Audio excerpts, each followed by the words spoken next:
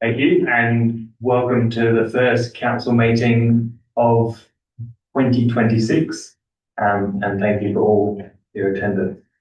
I'd like to welcome those present in the gallery and those of us which may be online. We stand for an expression of faith. We are honoured to have been elected to serve our community. We pray for a community that is smart, culturally rich, prosperous, safe, connected, and sustainable.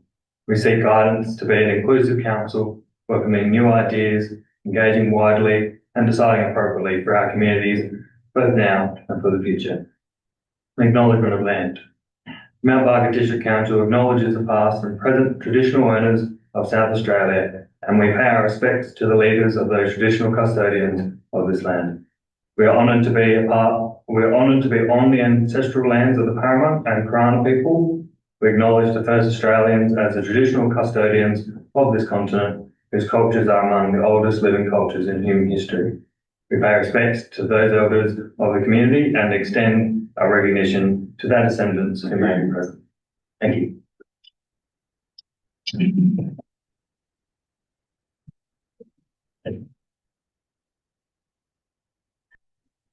Item 1. Apologies and leaves of absence. 1.1. Leave of absence for Councillor Orr. We'll be dealing with this in two parts. There's two separate recommendations. Do I have a mover for the first recommendation? Councillor Jones. Second, Councillor Fussy.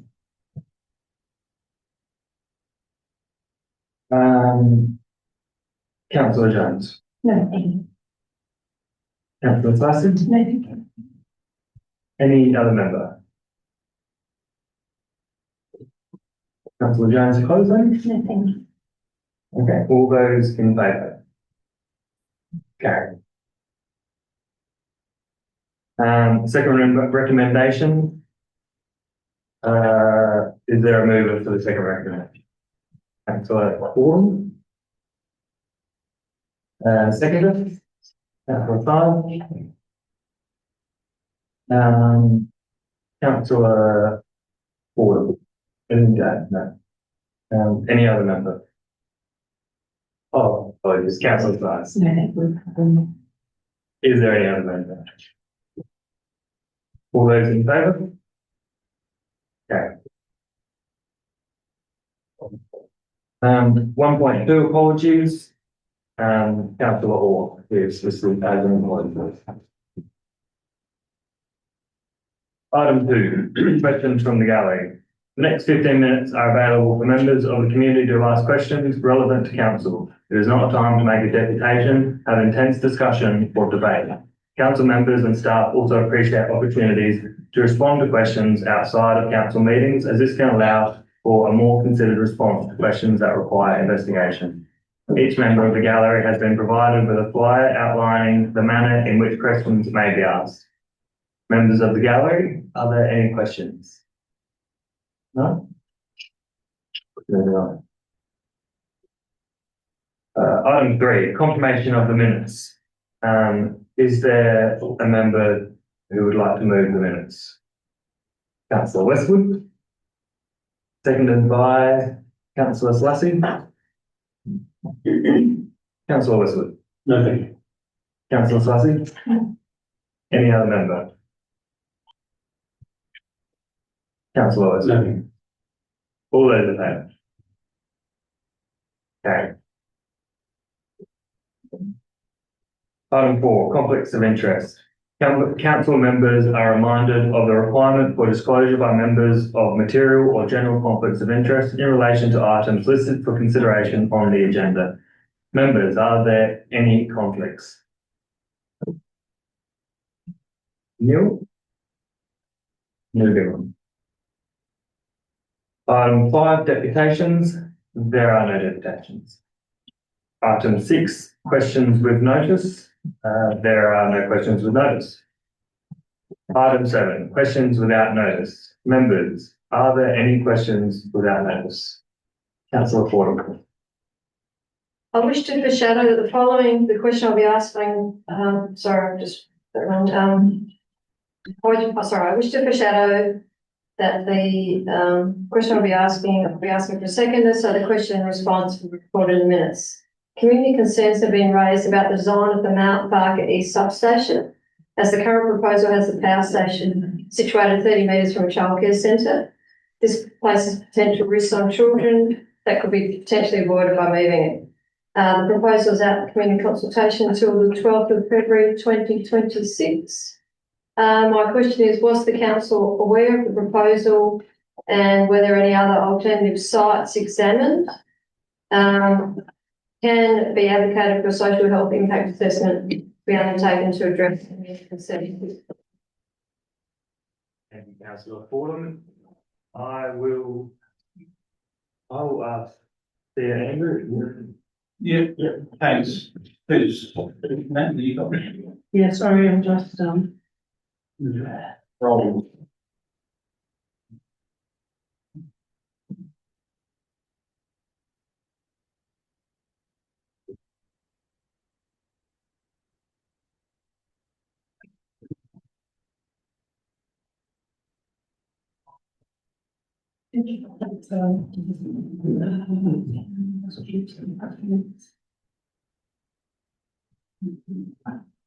sorry, people online. Mayor, if I can just pat it out for a minute. The question came in today, and it's a question without notice, and they're usually for urgent matters, and our staff have prepared a response, and that's what Ms. Rowland's looking for, Ms. Armstrong. Just had a put out. Sorry, I'll be all right. Sorry, you can throw it now. Okay, I can throw you now. We're ready. We're ready to go. Good to go. Thank you. First meeting day. Through you, Acting Mayor. A response was provided back to Councillor Fordham, but I will just read that for completeness for inclusion in the minutes. The response to the question was relevant council staff have an active relationship with South Australian Power Networks, SAPN, to ensure the growth at Mount Barker can continue. SAPN recently submitted a development application for the construction of a new electricity substation, removal of 11 kV transmission poles and the establishment of a 66 kV overhead transmission line with 27 66 kV transmission poles and ancillary infrastructure, including security fencing at 3 metres in height. A link to the development application, which is application ID 2503339, can be found here, and there is a link to that which will be included. The electricity substation is currently on public notification and closes on the 12th of February 2026. Information and representations can be made via the following link, which is a link to the State Development Plan SA, which will be included. A development application is also under assessment for the Land Division to accommodate the proposed electricity substation. This application is under assessment with Council and is not a notified form of development. The electricity substation development application was lodged on the 6th of January as a Crown development, and the State Planning Commission and its delegates provide a report for the Minister for Planning as the relevant authority for decision-making purposes. Pursuant to section 130 in brackets 12 of the Planning, Development and Infrastructure Act 2016, the development must be notified. The Commission must A, by public advertisement, invite interested persons to make written submissions to it on the proposal within a period of at least 15 business days, and B, allow a person who has made a written submission to it within that period and who, as part of that submission, has indicated an interest in appearing before it, a reasonable opportunity to appear personally or by representative before the Commission to be heard in support of his or her submission. And C, give due consideration in its assessment of the application to any submissions made by interested persons referred to in paragraph A or B. Currently, the application is also with Council as part of the statutory referral process, with a response due on the 3rd of February 2026. In response to the questions directly, was the Council aware of this proposal and were there any other alternative sites examined? Other sites have been examined by SAPN and Council staff have been aware of the proposal. SAPN have selected this site based on their requirements and land procurement to deliver essential infrastructure. Dating back to 2012, Council has been clear that additional SAPN infrastructure, including overhead 66 kV lines and up to 2 new substations, must be planned and settled on prior to development occurring to avoid interface issues, particularly with residential development. An excerpt from the 17th of March 2014 Council report is below, and that will be included.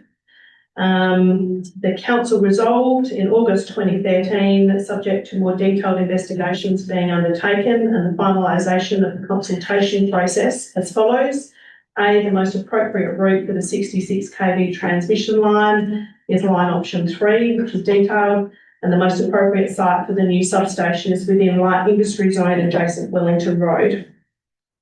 The resolution was reached after Council had regard to and ultimately adopted the following guiding principles: minimise visual and amenity impact, minimise the loss of and impact on native vegetation, follow existing SAPN easements where possible, utilise buffer areas where possible, and utilise light industrial employment zone in the southern growth area. SAPN have consistently sought a substation within the eastern sector of the growth area, however, having been unsuccessful to settle on a preferred location. For a time, SAPN were interested in land within the SSRP, however, did not progress to such a proposal.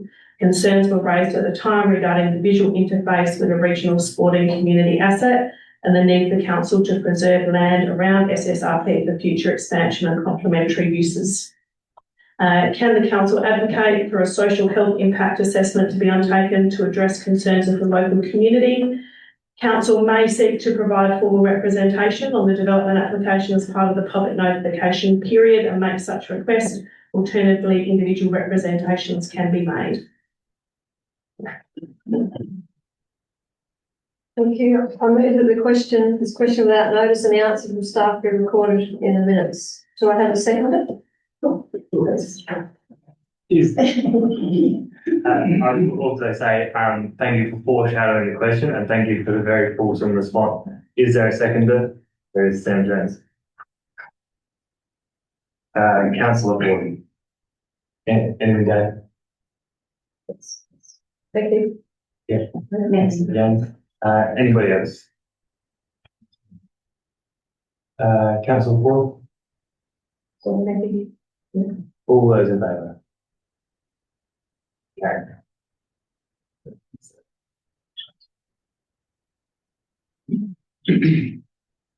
Members, are there any other questions without notice? Moving on. Motions on notice. There are no motions on notice. Motions without notice. Members, are there any motions without notice?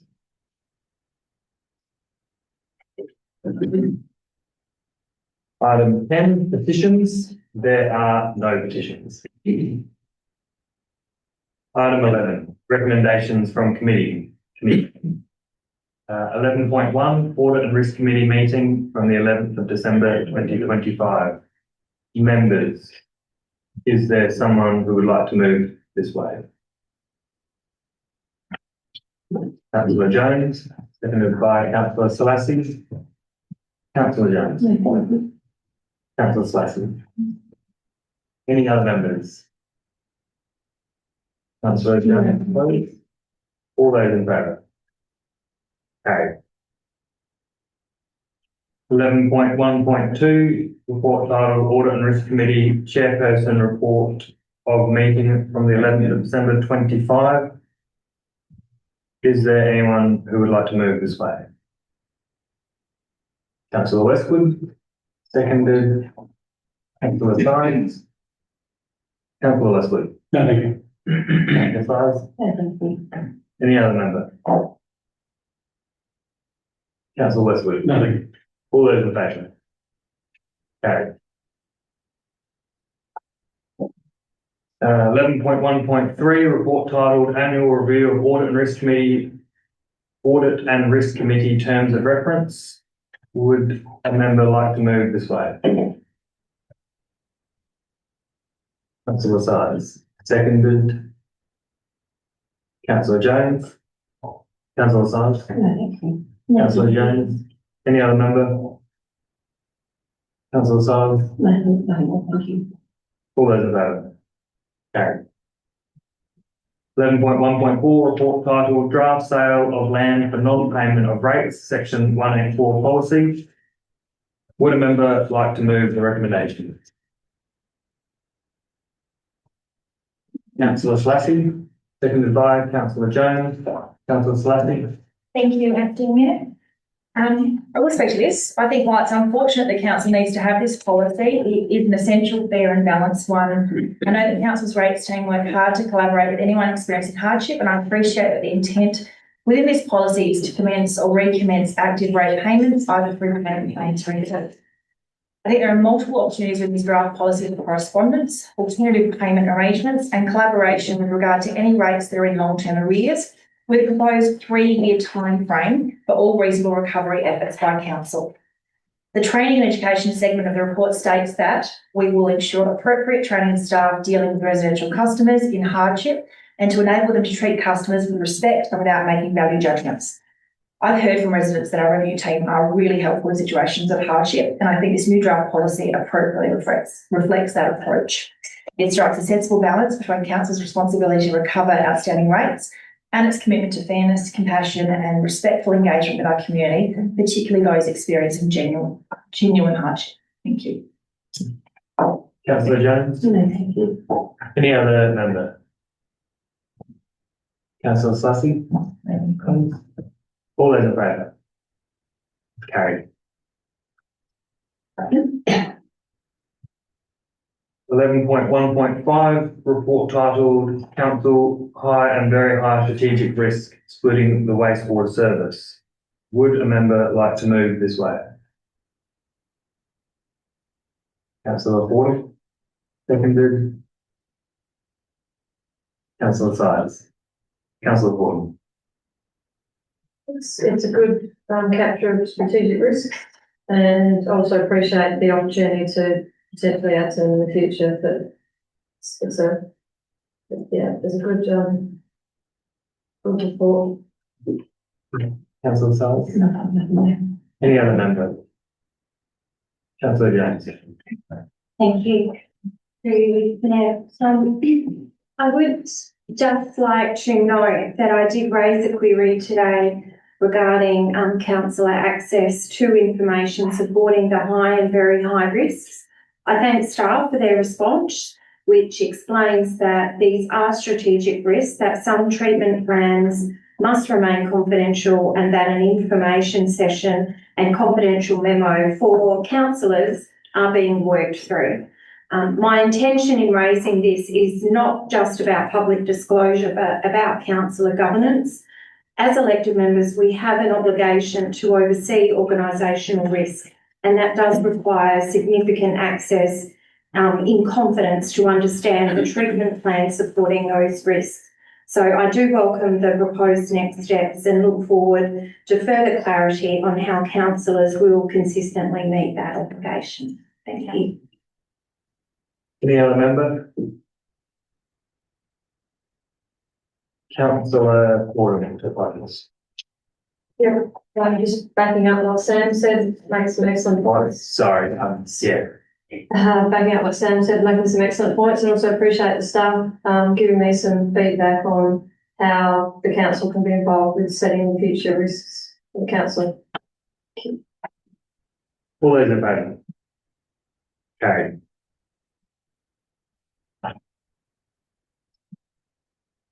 Item 12, reports. 12.1, report titled Recession of Land Management Agreement at 22 Murray Avenue, Mount Barker. Is there a member who would like to move the recommendation? Councillor Grosser, seconded by Councillor Westwood. Councillor Grosser. I don't think this needs a lot of discussion. It's procedural. We already voted for the rescission, which was due to changed circumstances. It was wrongly referenced. That is now rectified. So, it's back to, I think, the decision we made previously. Thank you. Councillor Westwood. Nothing further, man. Any other member? Councillor Grosser. All those in favour? Carried.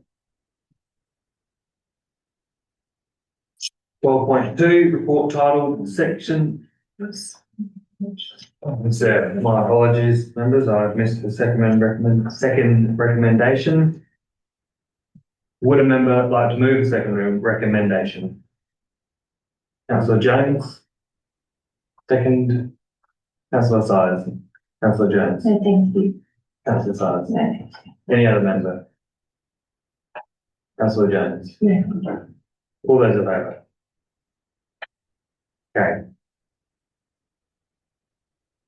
Now, 12.2, report title, section of the connector road to be constructed on Council Road Reserve, Martin Road. Is there a member who would like to move the recommendation as listed? Councillor Grosso. Seconded by Councillor Jones. Councillor Grosso. I'll move this recommendation because I think there's not a lot of alternative. Marsden Boulevard is already part of it. It's constructed, joining this required crossing over council public land. I do have concerns over the incremental loss of public open space, and in this case, it's not a vast area, but it is dissecting a high biodiversity corridor, nature corridor, the Martin Road Reserve. A bit death by 1,000 cuts, I think. This road is to be a shared trail biodiversity corridor. It's unfortunate. I went to have a look at the site on the weekend, couldn't actually find it. A lot of the access is cut off to Martin's Road. But I mean, not a lot we can do anyway. The roads there needs to be continued. The community, we all need Marsden Boulevard to be continued. There's not a lot of alternative. The unfortunate part, I think, is that the road is located right next to the Marsden Boulevard is located right next to the reserve. So any fauna there are going to be at peril of getting run over in roadkill, given the close proximity.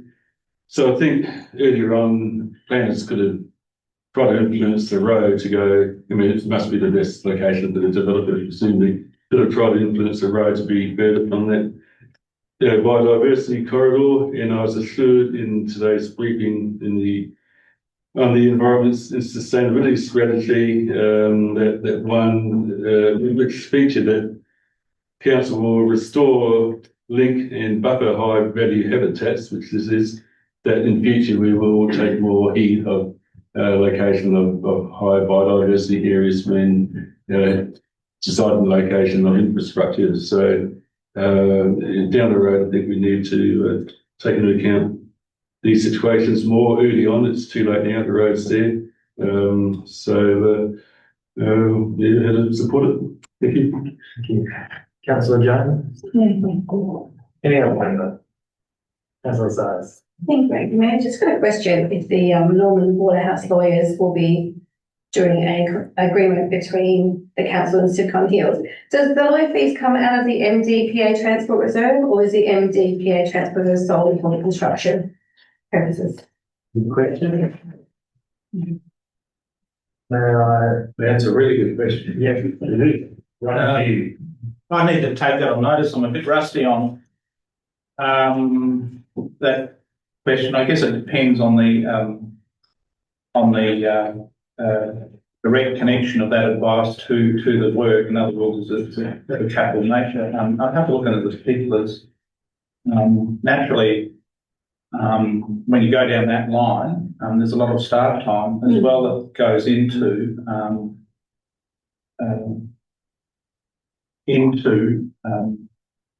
working through all the MBDA agreements and the delivery of those works. I think it's fair to say that the area is fairly grey. Certainly, naturally, direct capital costs are claimable, but there has been a spirit of cooperation in terms of the non-direct costs. But I'm afraid I can't give you an exact answer, but I will look into it. Thank you. Any other members? Councillor Ford. Thank you. Just, I guess supporting what Ian was saying, in terms of the use of road reserves, and there has been some feedback from the community about needing a bit more transparency around the decision, including what species were involved, whether there's any compensation, including the management of displaced wildlife, and whether the trees have been worked on a forestry database. So I guess there's a bit of a push for a bit more transparency and information about these decisions, with the sense that road reserves are potentially able to be gradually decreased. So I do support the motion, but also share some concerns about the process and how we can try and maximise and align better with the environmental strategy. Any other member?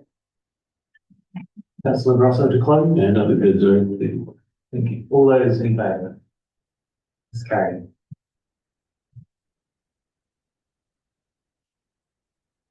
12.3, report titled Flaxea Road and Wrangler Drive intersection upgrade contribution. Would a member like to move the recommendation as listed? Councillor Sides, second. Councillor Westwood. Councillor Sides. Councillor Westwood. Thank you, Acting Mayor.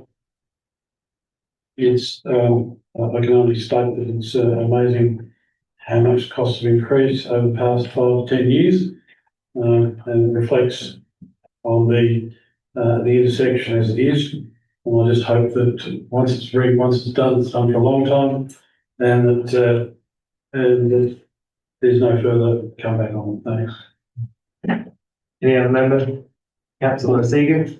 I'd just like to make comments about the increase in the costs. It on paper looks extraordinary increase, but my understanding is that the extent of works and the complexity of works and what is involved in it has been expanded from an original concept, and as such, that has increased the scope of works quite considerably, which is why, beyond escalation over that period, that is the prime reason that it is costing so much more. I'm pleased to be able to report that it'll be drawn as transport separate infrastructure rate to fund this, so that fund will relieve the pain perhaps to some extent. So it's I'm not so much long overdue, but it'll be greatly appreciated by the community once it's done. Thank you. Any other member? Councillor Grosso? Yeah, not just supporting Councillor Seeger's comment, and I think the original costing many years ago was based on very preliminary design work. So it was just wasn't an accurate figure. And this, yeah, I think this is needed. There's a lot of work needed on Flaxea Road, which is primarily a state government road. So hopefully they implement a lot more of the improvements needed on what is increasingly becoming a dysfunctional road with the population growth south of the town. Any other member? Councillor Ford. I note that one of the high risks we had on the risk matrix was about transport and roads and being able to provide sufficient infrastructure. And I guess the concern is, with that sort of level of cost escalation, are we going to be able to budget sufficiently for all the infrastructure works which are going to be required? And I appreciate the fact the design is involving active transport, thinking about it more holistically, but are we going to be able to afford to do these level of designs across the district and be able to actually afford to construct the work, given that it's taking a third of that current $9 million? I'm not sure how much that will renew, but whether we are actually requiring developers to contribute enough, given the escalation in infrastructure costs. Yeah, was there a question in there that you'd like answered? Yeah, I might pass it over. Yeah, sure. Thanks. Councillor, you asked whether or not, or you invited a response to whether or not there was enough money to complete all the works. That was one of the questions. Mr. Burton's not here, he's on leave, but he is in the process of preparing information for council, probably in the form of a report, the next meeting or the meeting after, about a review of the obligations under the ministerial DPA in terms of transport.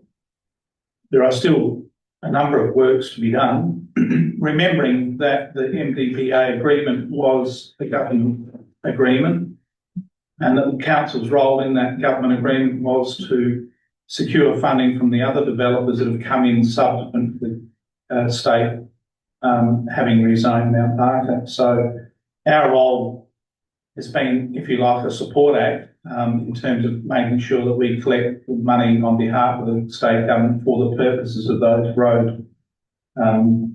roadworks. So the design of the scheme is a state government design. Was linked to a construction index. Naturally, there has been escalation, and not only in terms of cost, but in terms of people's expectations, safety standards. It's not an unfamiliar story in government. However, there is a need to review the health of that funding agreement in terms of being able to complete the rest of the works. So, expecting more information in the next meeting or two, Councillor. Thank you very much. Any other member?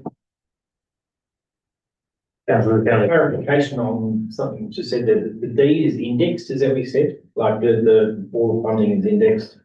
Oh, sorry, Councillor Kelly, can you stand up when you're talking? Sure. Yeah, thank you. Through the Mayor to the CEO, just in response to Councillor Fordham, you mentioned that I think the deed funds were indexed. I'm just trying to understand how that works. Yes, so through Mayor, Acting Mayor, I'll get the groups. The obligations that developers contribute is indexed by the Road and Bridge Construction Index. But there have been times over the period of that deed agreement where that index hasn't sort of borne any resemblance to the actual costs that had to be paid. And hence, that's why it's timely that we have another review of the sufficiency of that scheme to complete the rest of the works. Thank you. Any other member? Councillor Silence closed. Thank you, Acting Mayor. I'd just like to thank the staff for their prompt response for getting back to me regarding my emails on this subject today, and the detailed response explaining why there was such a significant increase in cost, because it was a significant increase in the design and what we're receiving. So we weren't comparing apples to apples with price. It was completely different scope. So thank you for the prompt response. And I look forward to it going out to the community so they're all aware as well. Thank you. All those in favour? All those against? Motion carried. 12.4, report title, Palm North Main Street footpath maintenance service levels. Do I have a member who wishes to move that way?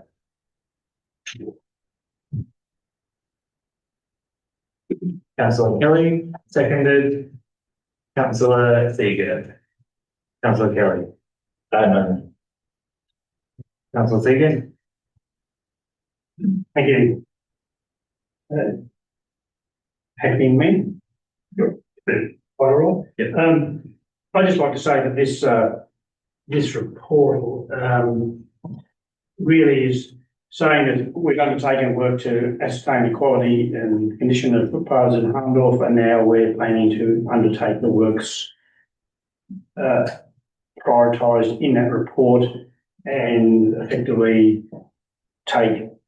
use existing funds reallocated from those less urgent and lesser used footpaths to allow this to happen over time to bring footpaths up, given particularly that there have been ongoing concerns about the state of footpaths and the large number of visitors and users of footpaths in Hahndorf. So I look forward to this work being undertaken and happier and less stressed community planners. Thank you. Thank you. Any other member? Councillor Westwood. Thank you, Acting Mayor. It is, and I've got to admit, it's a little bit of a shame it's got to this particular point where we've applied for grants which have been knocked back by various other people, including state government, for the rehabilitation of the footpaths and streetscape in Arndorf, which is long overdue. It's good to know that there is now a stated maintenance service level for footpaths in Arndorf, and I hope that translates to footpaths across the district. I also think that the state government should probably take a little bit of a note about the fact that we're spending $60,000 just to keep the footpaths in Arndorf in a condition which is serviceable, and perhaps they could dip their hand in their pocket to do something more. Thank you. Thank you. Any other member?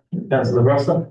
Just a question, whether I can get a broad indication of what footpaths we won't get, because to accommodate this level of investment from the existing footpath maintenance program, a reprioritisation of defects and less utilised footpaths will likely be required in lieu of increasing the budget. So what footpaths, do you know what footpaths we're losing? That's the utilised footpaths, or is that being worked out as we go? Yeah.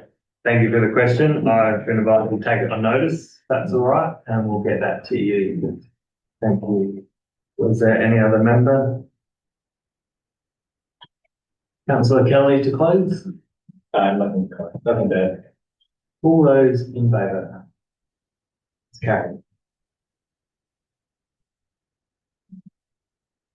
12.5, report titled Mount Barker District Council Youth Spaces Feasibility Study 2025. Do I have a member who would like to move that way? Councillor Selassie, seconded. Councillor Jones. Councillor Selassie. Thank you, Acting Mayor. We have a youth cohort that is expected to grow by over 50% by 2046. So this study is crucial to understanding the needs of our youth community now and in the future. It gives a clear picture of where we need to be when it comes to youth spaces in Mount Barker. We know our young people need more spaces to belong, connect, and be active. What the study shows is that the best way to do that isn't by building one big, expensive standalone facility, but by making better use of the community spaces we have. It lists the library, community centre, council halls and infrastructure, the new city centre project and the skate park as the 5 place-based recommendations. So we need to be looking at how to weave youth opportunities, spaces and activity into these to achieve successful shared spaces. The recommendations are designed to work together and to be rolled out over time as short, medium and long-term stages, subject to funding and strategic project timelines. The next steps are about collaboration and opportunity, working across council, planning carefully and keeping young people involved so their voices continue to shape what we deliver.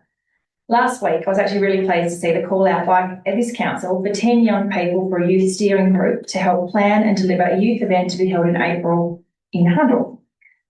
The more we hear directly from young people as our community grows, the better we can plan for and support our growing youth community, ensuring decision-making that accounts for the needs and aspirations of them directly. I look forward to seeing the implementation plan for this youth feasibility study. Thank you. Thank you. Councillor Jones. Thank you. Any other member? Councillor Ford. Thank you, Acting Mayor. Would have to just mirror what was so perfectly expressed by Jess. That the strategy seems to be setting a really good direction. It's particularly encouraging that it's on the Mount Barker, so it's including some of the outer areas where youth issues might be of greater concern.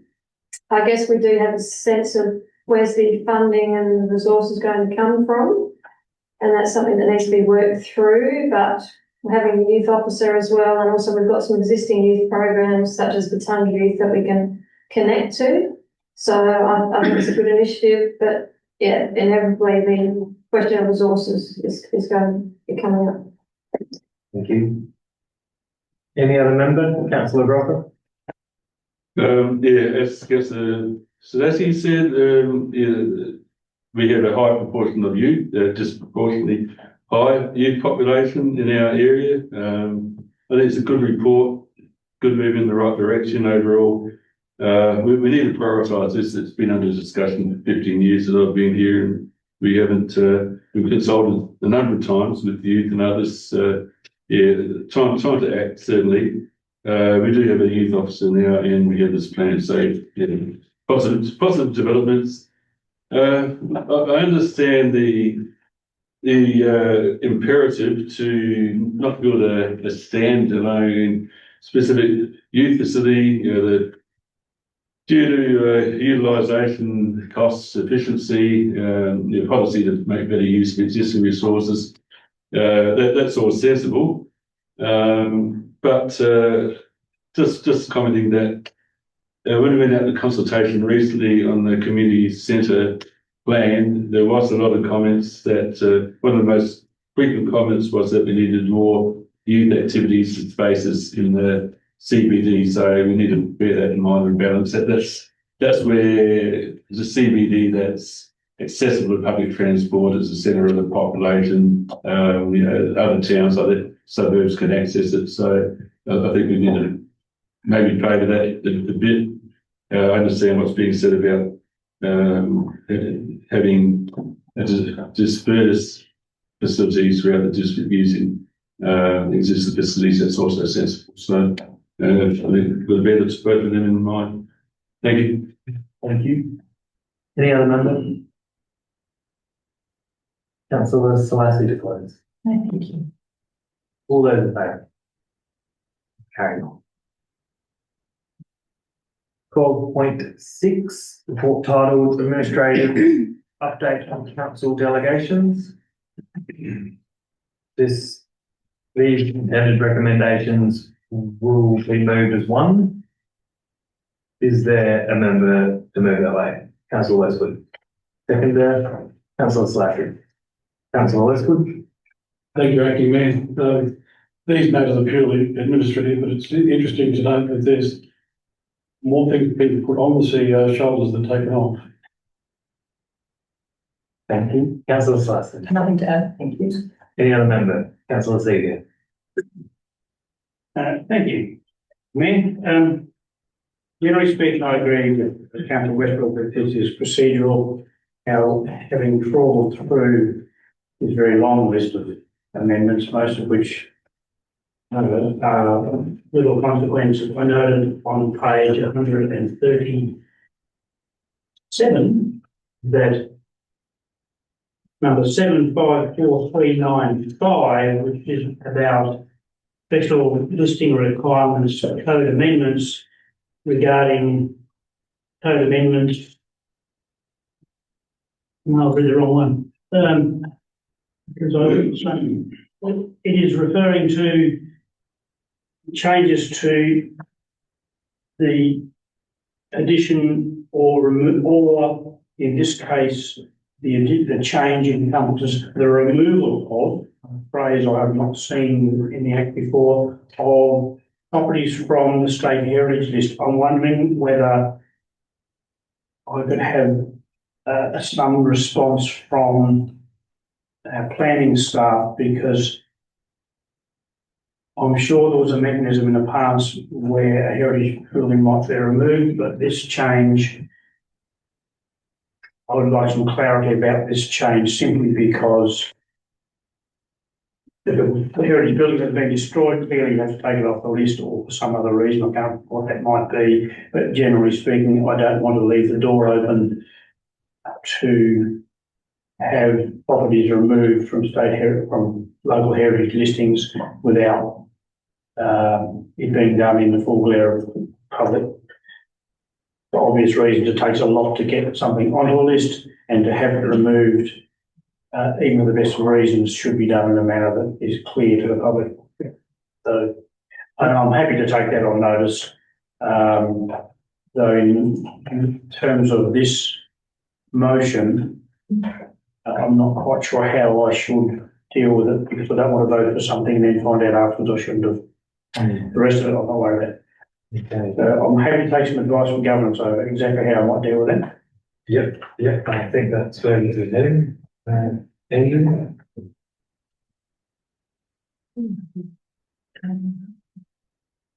It's 136 actually.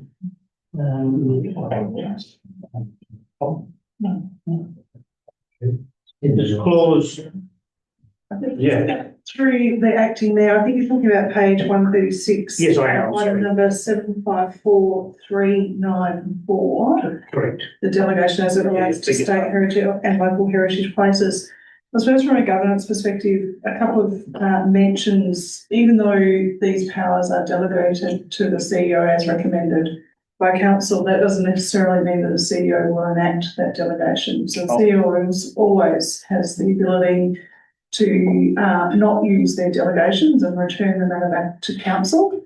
So as a council, you can ask for that restriction to be put on that particular delegation that matters where they relate to the removal of a local heritage item should be returned to council. So that's one governance way you can potentially get the issue as you are raising it, Councillor Seeger. The other one is that we remove that particular delegation from being enacted tonight by council's resolution. We can bring it back to the council with some further information at a subsequent report, should you wish to do so.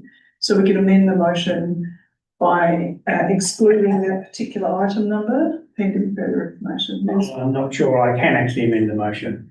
You can't, but another do that will do.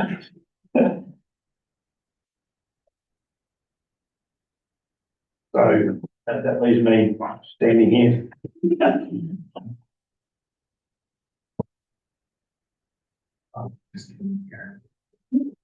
Were there any other members? No, then I will refer to Councillor Westwood to close. Thank you, Acting Mayor. I obviously can't move an amendment because I've moved the motion as it was. And we're closing debate. And I'm closing the debate. Correct. It's just a shame that no one did move the amendment. Anyway, nothing further to add. Thank you. All those in favour?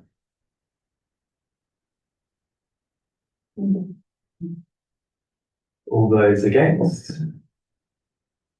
The motion is carried.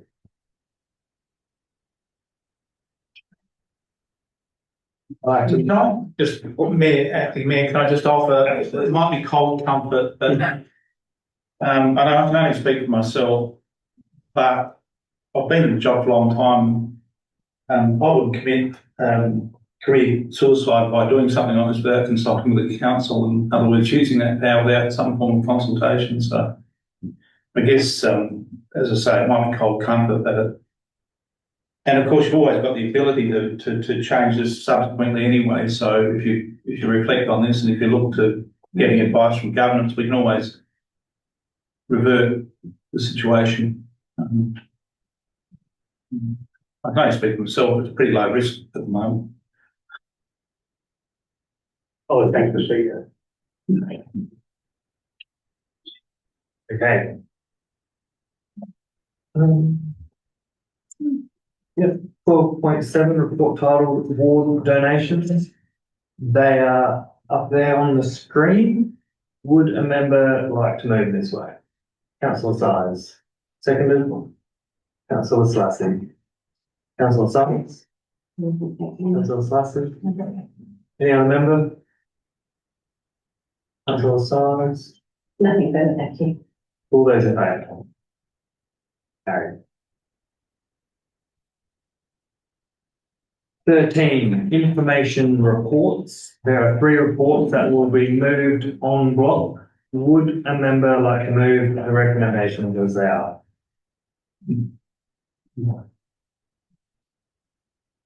Councillor Slassie. Secondary, Councillor Jones. Councillor Slassie. Thank you, Acting Mayor. I would like to speak to report 13.1 and then report 13.2, please. 13.1, the Transport Infrastructure Separate Rate and Deed Annual Report. With road and traffic management continually raised as the highest concern by our residents, this is a great report to direct community members to, particularly in the current pre-election climate, where residents are interested in our district's transport infrastructure needs and where the responsibility falls for critical infrastructure with regard to ministerial deeds or the council's transport infrastructure separate rate. I would draw people's attention to discussion points 14, 15 and 16 in this agenda on page 161. I'm aware that council staff have done a sizable amount of independent road network modelling, forecasting our road infrastructure needs for the next 20 years and beyond. This report states at point 14 that the timely delivery of road infrastructure is essential to orderly development to meet the demands of growth. The original anticipated timing of some of the works listed under the deed have not been met. Additionally, at point 16, council continues to advocate to the state government and DIT to advance the delivery of road infrastructure as originally anticipated at the time of the ministerial DPA to the benefit of the community. So when I hear announcements like the promise of a new intersection at Adelaide and Hawthorn Roads for $80 million, I think to myself, well, desperately needed, is this actually a new commitment? Or is this a past commitment from the Ministerial Development Plan Amendment of 2010, the mass enforced rezoning, that has not been actioned in 16 years? Is it $80 million and one crucial intersection that should already be in place for SA's second largest city? So yes, the original anticipated timing of some of the works listed under the deed have not been met. With regard to costs, point 15 states that it is unlikely that revenue from developers is sufficient to pay for the road infrastructure listed. There has been a significant escalation in costs over the past 5 to 10 years, and the indexation is not keeping pace with these costs. There is likely to be a funding shortfall to date, and there is no indication as to how this gap will be closed. It's pleasing to hear that there will be a review of this scheme so that we can complete essential works, hopefully. I'm looking forward to the annual reports for the last financial year for the transport deed and transport infrastructure separate rates, and the additional information being sought from DIT to summarise progress. I'm very keen to see what progress has actually been made to date. For 13.2, advocacy and lobbying update.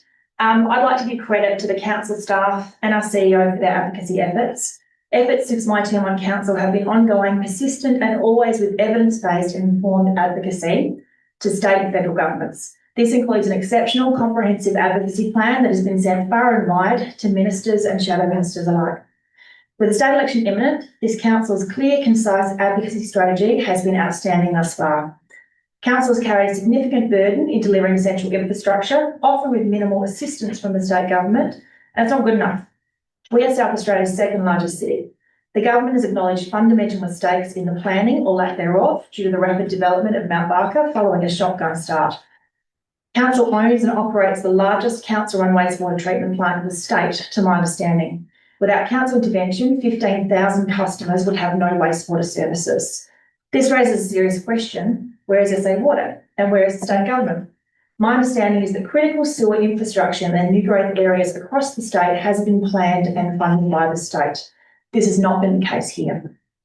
Mount Barker Council has been on a $168 million loan through the Local Government Finance Authority, supported by a sound business case to upgrade and deliver our own wastewater infrastructure because we had no choice.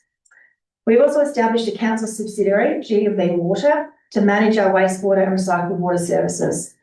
I say this respectfully, but it's difficult to understand why council is doing the heavy lifting on infrastructure of this scale without meaningful state support. It's unreasonable to expect some level of contribution from the state government for critical infrastructure for our residents. Similarly, with other advocacy priorities outlined in this report, it would be encouraging to see clear commitments from the state government on matters of such significance. I also note that my long-standing advocacy for mobile black spot funding in our most affected townships of Rukunga, Harrogate and Dorsley has recently been taken forward by council staff to the Minister for Primary Industries and Regional Development. I thank staff for continuing to fight for improved connectivity for our residents. In this day and age, it is unacceptable that people in our townships still have no mobile coverage. The Cuddly Creek bushfires should have been a wake-up call. Mobile connectivity is essential for receiving emergency warnings. Missing such messaging due to preventable black spots could have catastrophic consequences. In closing, I thank staff for their continued efforts across all advocacy priorities. I look forward to these monthly reports ongoing. Thank you. Thank you. Any other member? Councillor Seager. Thank you. Thank you, Mayor. My apologies, I made a mistake. Seconded Councillor Jones. There we go. Thank you. Thank you, Acting Mayor. I think I'll be quite challenged to sum up the advocacy efforts any better than Councillor Selassie, but I will take the brief opportunity to address 13.2 and 13.3 very quickly and say that at this item, I would like to acknowledge our two colleagues who are also candidates and wish them all the very best for their campaigns. Regardless of the outcome, I hope the community benefits and that we see positive outcomes for our infrastructure, transport and the resources available to council. Thank you. Councillor Segan. Right, yeah. I'd just like to reiterate Councillor Salassi's comments in relation to the transport infrastructure and just make the point that while the report says it's highly unlikely that the revenue from developers will be sufficiently paid, I suspect that the transport infrastructure deeds and separate rates were ever going to be sufficient to pay. As the price escalation, which we talked about the last few items, has made it simply much more so. The fact that we are borrowing $165 million for wastewater is an indication of how much prices escalated. Another thing I'd like to make comment on is in the advocacy matter in relation to Neutrod. I just following the October council meeting, the administration wrote to Minister for Climate, Environment and Water, Lucy Hood MP. A response was received noting the matter is currently subject to legal proceeding, limiting the the ability for the department to comment on the matters. I'd like to make the point that I would like to see continuing advocacy in relation to this matter. The question of that legal action, which originated at the end of July, was not mentioned by EPA staff when they did at council several weeks later. I feel the community is being poorly informed, and I have serious questions which I will not raise now in relation to the conduct of the EPA in relation to the operations of Neutrod, which go back over a period of 30 years, and the community is well and truly fed up with having to put up with the odour and the hiding behind it's in court. It should have been in court a lot longer, and the minister should stand up and make some statement in relation to it. The EPA should be held to account for how they are conducting their operations and the communications to have with members of the community. I won't go into them now, but I have had conversations with our staff, and in reference to communications from the EPA to members of the community, they have misrepresented the situation significantly, and I'm very unimpressed. I would like to see stronger advocacy from our council, and I'd like to see stronger action from the relevant ministers in relation to this. What is a disgusting situation. Thank you. Any other member? Councillor Westwood. Thank you, Acting Mayor. I echo Councillor Segan's comments in regards to Neutrod. I guess my comments are in regards to 13.2, which is council advocacy, and I would like to congratulate our staff for the work that they do, especially considering the barriers that we faced in the past of advocacy with the state government or successive state governments, to be honest.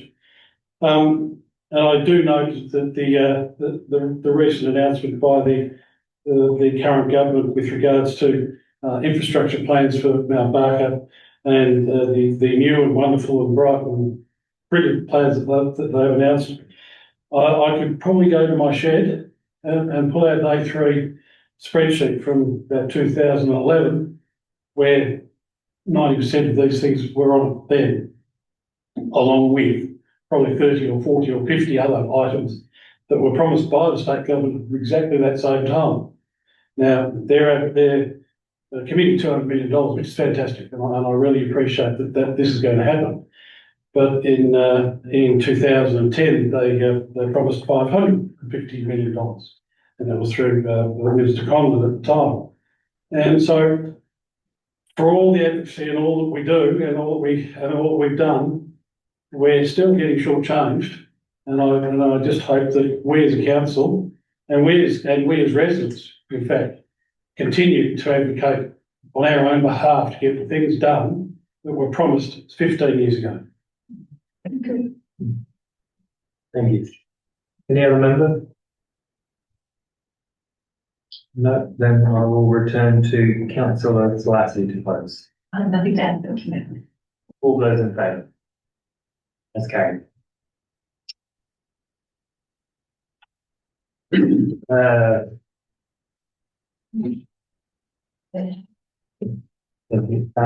Item 14, quarterly reports. There are no quarterly reports. Item 15, member report. Would a member like to move this way? Councillor Slashy, second. Councillor Sard. Councillor Slashy. Councillor Sard. No, thank you. Any other member? Councillor Slashy. All those in favour? Okay. Item 16, members' reports. We've received one. Do we need to do this? Yeah. Oh, yes, yes. Just move that this report be noted. Councillor Jones, seconded by Councillor Size. Councillor Jones, Councillor Size. Any other member? Councillor Jones. All those in favour? Okay. Okay, question, point 17. This relates to questions from the gallery that have arisen from tonight's council agenda. Members of the gallery, are there any questions? No? Then that's that. Okay, we'll be moving into confidence now, so that will. Yes, so I will move that we do that. Item 18.1, confidential item, appointment of Art Grants Independent Assessor Panel. Is there a councillor who would like this to be considered in confidence? Councillor Jones, Councillor Fordham, Councillor Jones, No, thank you. Councillor Fordham, any other member? Councillor Jones, No, thank you. all those in favour? Okay. And we will now be moving into confidence, so please hold while we turn that machine off.